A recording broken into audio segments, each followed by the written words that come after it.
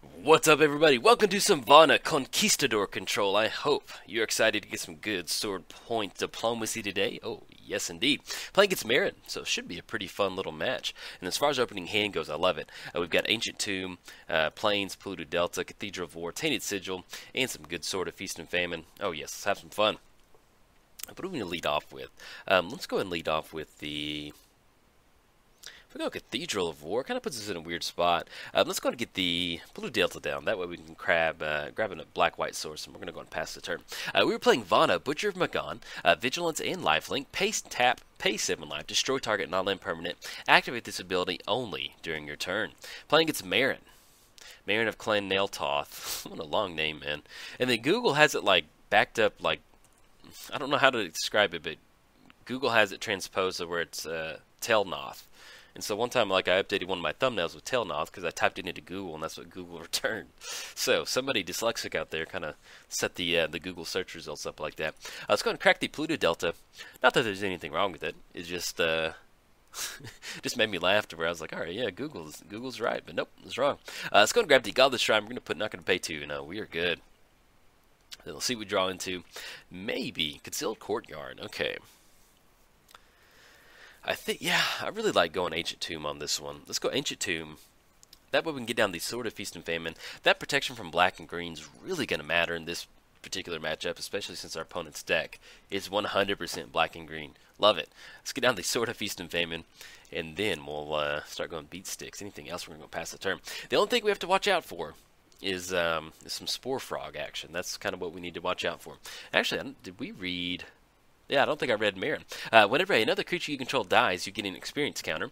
Then, at the beginning of your end step, choose target creature card in your graveyard. If that creature card's converted mana cost is less than or equal to the number of experience counters that you have, return it to the battlefield. Otherwise, put it in your hand. It looks like our opponent leads off with the Bajuka Bog, exiling our graveyard. So we lose that Polluted Delta. That's a bummer. That happens, though, sometimes. And then Phyrexian Arena. Yeah, let's go and get that down. I thought about going for Cathedral of War, but if we get the... Concealed Courtyard down, get the card draw going. Oh, yeah. Tool Time Grunt right there. Loving it. Tap out for one more. Get down the Phyrexian Arena. And then anything else, we're going to go and pass the turn. Yep, we're going to miss it on the mana. That's okay. Now, we kind of get into this weird spot where if we're kind of... We want to get Vona down, but if we're kind of playing around a removal spell from our opponent... we'll kind of see if we want to get down Vona or wait until we have enough mana to go for Sword of Feast and Famine. What we could do is we could get down the Cathedral of War and then tap out for the Tainted Sigil and then kind of lead off with Vona the following turn. We'll kind of see what our opponent deploys out. Right now, they've just got 3 black mana, so I think we're in a pretty good spot. Just kind of slowly roll some stuff out. All right, Axis of Mortality. That actually works really well with Tainted Sigil, amazingly well. Okay, so it's going to be 1, 2, 3, 4, 5. Let's go ahead and lead off with the Cathedral of War. I think that sounds good. Yeah, let's lead off with the Cathedral of War. It's going to come into play tap. Let's get the Tainted Sigil down. That's going to be 1, 2, and then black and a white. And this is the fun thing about playing Vona, is that we have cards like Tainted Sigil that are just simply good cards by themselves. Like, you can use it to kind of get ahead on, activations. Actually, let me make sure I'm not just talking out of my mouth, not making any sense. So with Tainted Sigil, you gain life equal to the total life lost by all players this turn, which includes yourself. Now, the cool thing with Axis of Mortality is that at the beginning of your upkeep, you may have 2 target players exchange life totals. So when you exchange life totals, that counts as life loss and life gained. So let's say that our opponent's at 30, we're at 20. We swap life totals. Our opponent technically lost 30 life, and then we gained 30 life, or however you want to word it. So what you can do with the Tainted Sigils, you can activate it, and you'll gain that life that you... Even though you swap life totals, we go to 30, they go to 20. Since we gain 30 this turn, we'll gain an additional 30, and we go to 60, and they stay at 20. So it's a really fun way to kind of... it just makes the game fun, and then Tainted Sigil, it's a good enough card by itself to where you can just put it in the deck and use it to your advantage. Or if you just go for a Axis of Mortality win, you can definitely go for that too. Alright, see if our opponent's going to swing a Viscera Seer.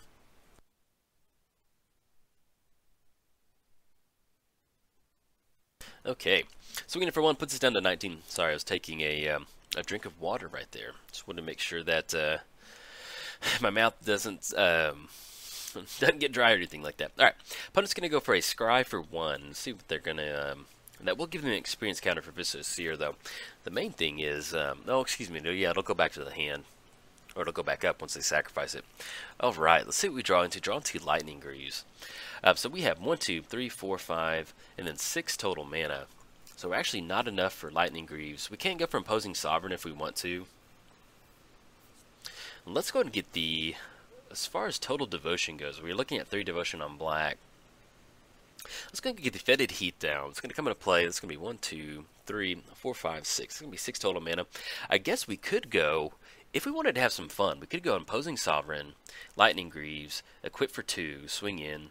Yeah, I think I like that. And that'll still give us a Cathedral of War, and then we can swing in on the back end with the Axe of Mortality. Let's do that. I like that.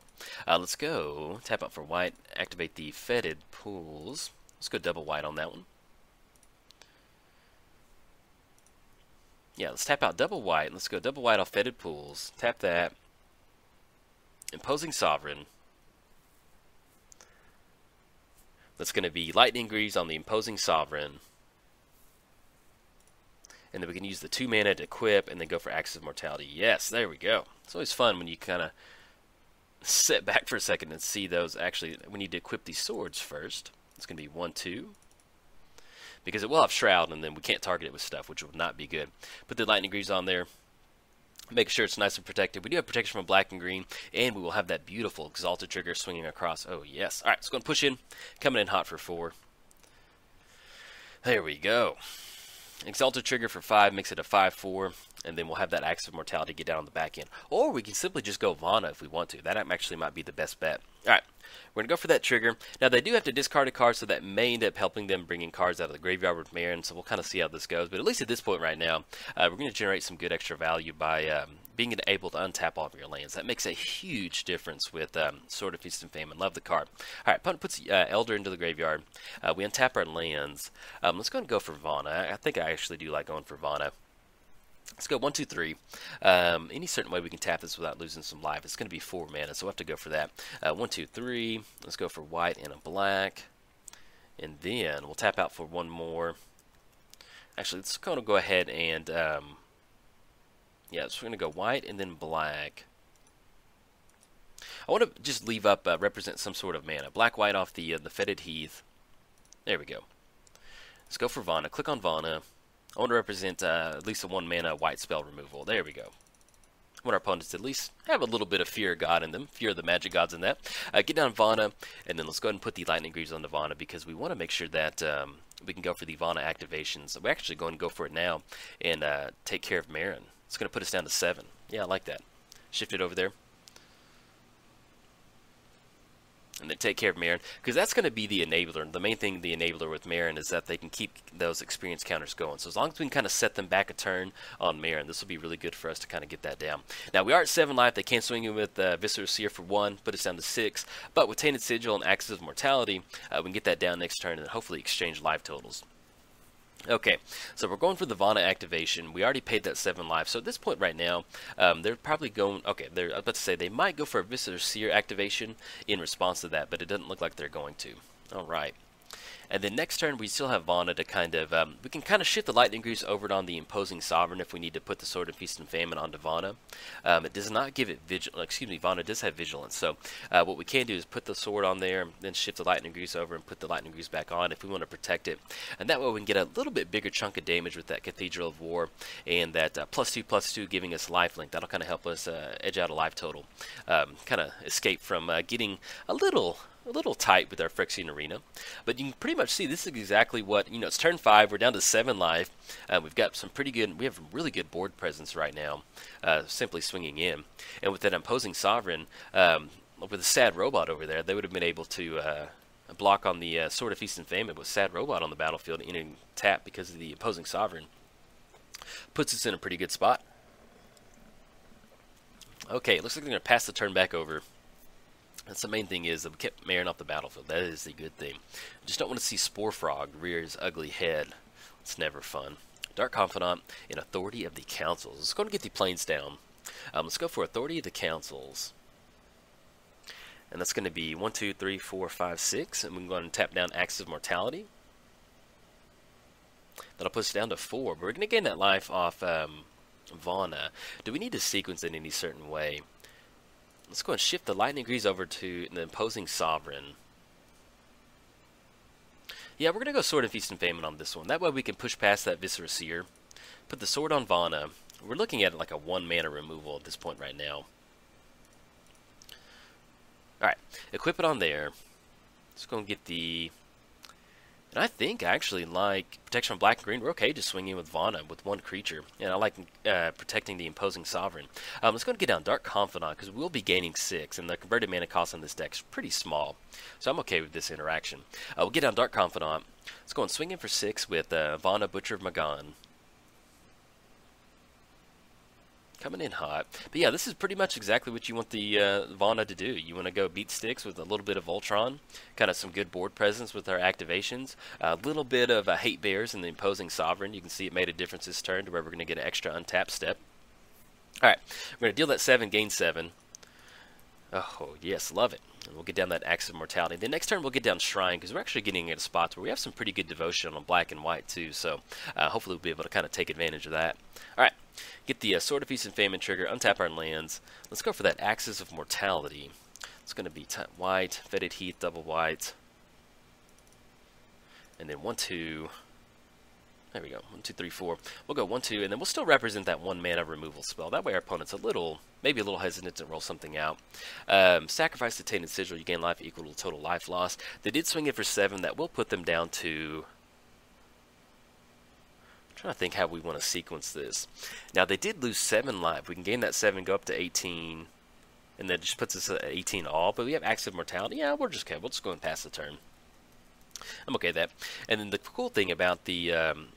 we have Dark Confidant trigger at the beginning of our upkeep, and we have the Axe of Mortality upkeep trigger. So with those on the stack, excuse me, had a little bit of a hiccup for a second. During our upkeep, we'll have both of those triggers going on the stack. So what we can do is we can put the Axis of Mortality trigger on the stack first.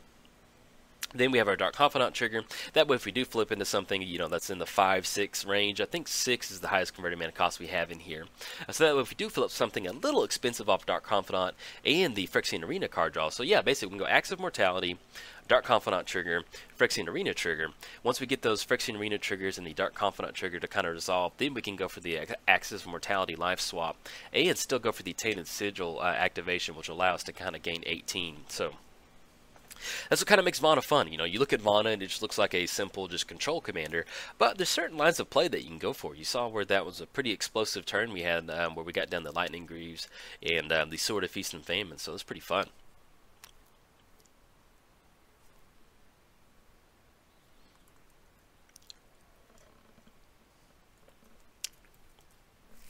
Okay, opponent untaps. But yeah, and then stuff like Authority of the Councils, this goes so far in Vona. I mean, it just really does make a huge difference having those creatures come into play tapped. Main thing is it just allows Vona to push in for those activations, or simply just get into a clean hit to make sure you kind of gain that life, and you're negating that 7 life that you have to pay for Vona. Okay, our opponent's tapping out for 7 mana. Let's see what we got going on. I'm interested, pretty excited. Maybe it's Boneyard Parlay. I don't know. I'm going to sack in response. Okay. I guess it's going to be a board wipe. If it is a board wipe, it's not the end of the world. We still have Phyrexian Arena, kind of get some card draw going. And then we still have Lightning Greaves, so we're actually going to be okay as far as swinging in. So we'll see exactly what this play is going to be. Maybe it's Meren? I don't know. No, it wouldn't be Meren. They would probably wait for Viscera Seer on the battlefield. Black Sun Zenith for 5. Okay, that's going to clear our board out, but it's not the end of the world. We still have Vona. The main thing is we still get that Sword of Feast and Famine trigger, which is really important, what we need to go for. Okay, perfectly fine with that. Let's go ahead, and then unfortunately we missed out on the Dark Confidant trigger, but it's not the end of the world. I like drawing cards. All right, so let's go ahead and get the put the Axe of Mortality targeting our opponent, or actually targeting both of us. Let's go for the Phyrexian Arena Caves. You're going to exchange life total. It's going to put them down to 10. We can swing it with Vona. Yeah, we'll go and do that. We'll still have the Tainted Sigil activation. That way we just kind of buffer our life total just a little bit. Okay, so they're going to lose 18 life. I'm pretty sure the way that... Yes, we're going to use that ability. We go to 18, they go down to 10. And then we'll draw into another planes. Now, so anyway, we can...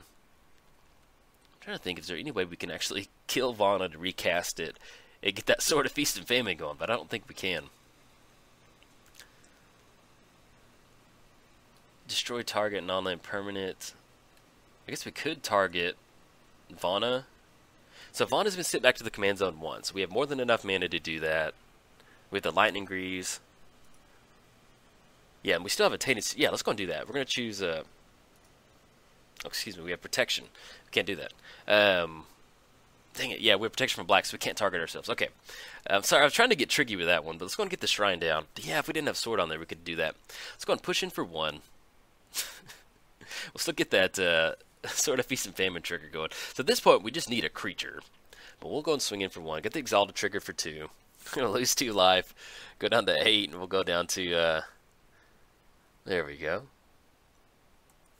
Yeah, we could have Vona'd for the Sword of Feast and Famine, but I like making them get rid of a card, depending on what they have in the hand. Get rid of the Sylvan Ranger, and then let's go ahead and activate the Tainted Sigil.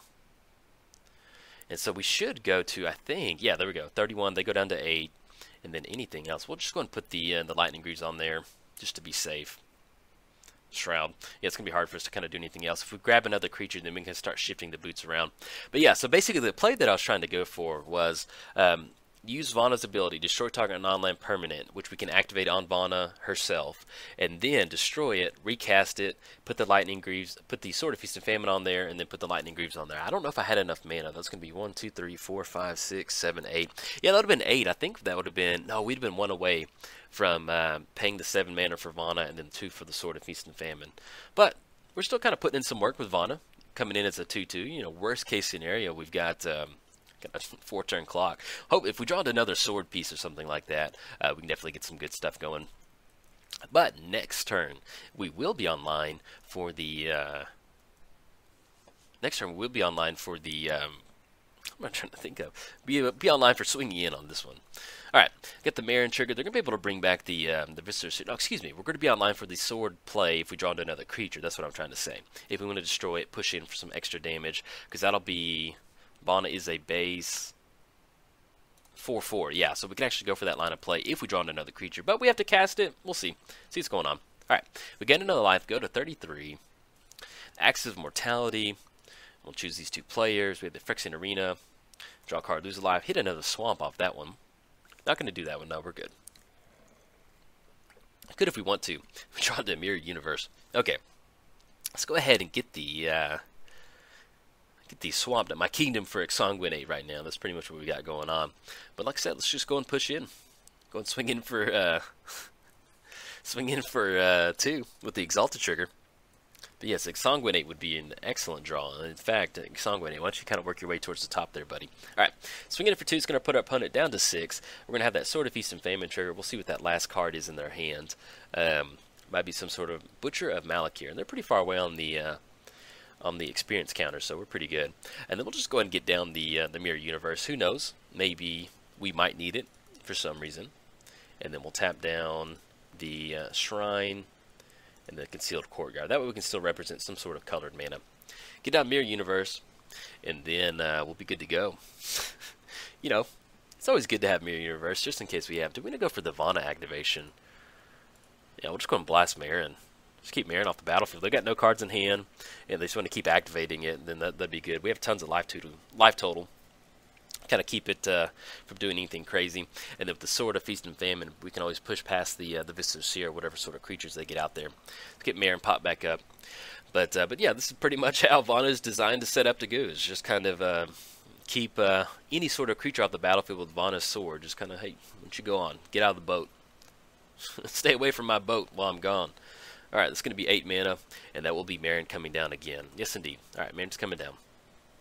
I got to gain life off that one. Go back to 28. And then, once again, we have Phyrexian Arena. Fingers crossed. If we draw Exsanguinate, that would be really nice. But they'll put him down to 4. And that'll be 2 more turns. We can swing him with Vona. At this point right now, I'm still just going to keep going for the Meren activations.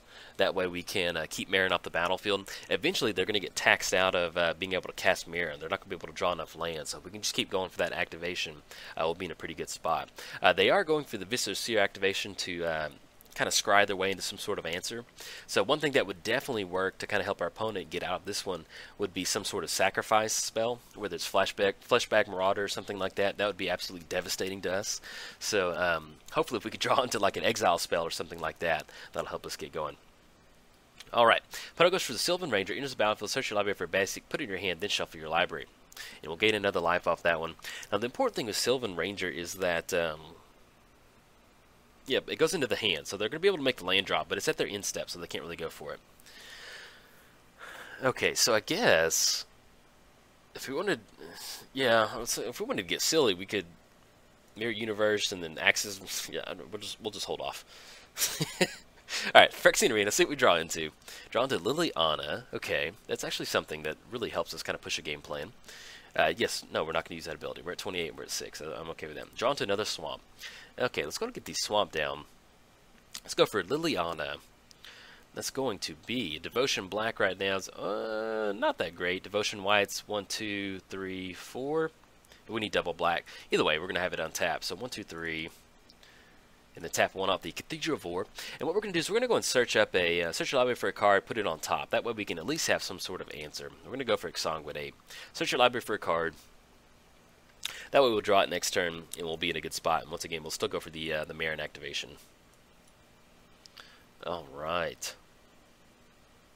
We do have Exsanguinate. I got really worried that we didn't have it. We do have it. Okay, I feel a lot better. Exsanguinate, and then anything else. Let's go and push in. Swing it in hot. And we don't really have to worry about protecting Liliana. There's just a 1/1 out there. Let's go and swing in with Vona. They're going to have to discard that card off the Sylvan Ranger. We'll have that Exalted trigger for 2. I love Meren. Just like, Meren's like, I'm not going to go down easy. Love it. Alright, got the Sword of Feast and Famine trigger. They'll discard a card, get rid of that, and we now tap our lands. And we'll go for that Meren activation. Destroy target non-land permanent off the Meren. Vona, there you go, Vona. Alright, anything else? We're going to go and pass the turn.